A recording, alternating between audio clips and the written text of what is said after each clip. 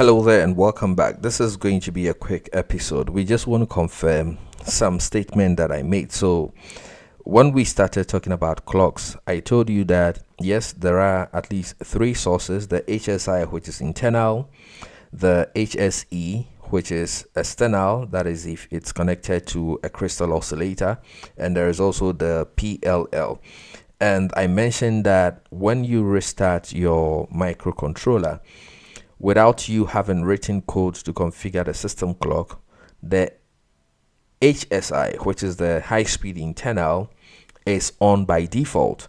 And as you remember from the previous episodes when we checked the reference manual for my board, you saw that my HSI, or the HSI in my specific microcontroller, runs at 8 megahertz. So I just want us to write code to confirm that. Okay, so the objective is we are not going to configure any clock, and then we will read the frequency of HSI. And once we get the frequency, it means HSI is on. Remember, if it's not on, it is turned off to conserve energy. Okay, so how do we do that? I'm going to come here.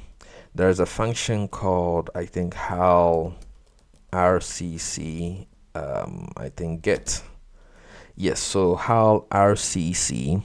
I'm going to get the SYSCLK. You remember from this diagram that whatever the choice is, it feeds into SYSCLK, right? So HSI is here and it's feeding into SYSCLK.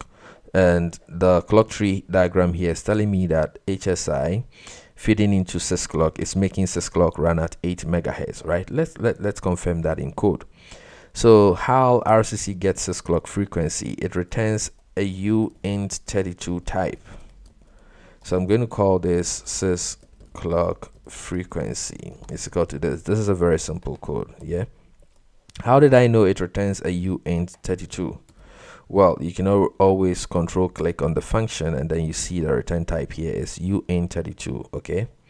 So I'm going to just drop the infinite loop here. And we are not going to do anything useful there, just so it hangs, then we can do our debugging. This is not something you want to run. If you run, there's no way we are going to see the value, so we have to do debugging so that once it starts, it will put a breakpoint here, and then I have to step through and then take advantage of the debugging features in the IDE to look at this. Okay, so I'm gonna build this.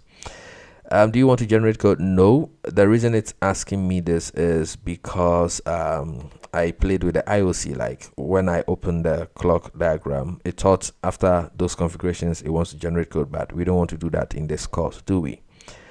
All right, so I click on debug. Yes, I don't want to generate code. I don't want to generate code. So here I'm waiting for the debug to start. And yes, you can see, so it has started debugging. And if you're not seeing this, you want to go to the variables view. I think the way you can do that is there's window, show view, and then you look through here. You want to click the variables one. It is what helps you to monitor variables in your code, right? So at this point, the breakpoint is here. It means this line hasn't executed. So SysCLK is initialized to some random value. Luckily, it is 0. It's not always going to be 0. Sometimes it can be anything depending on which part of the memory it's pointing to. So I'm going to click on the step over to execute that line. And you can see that this is 800000. So that is 8 million and that is 8 megahertz.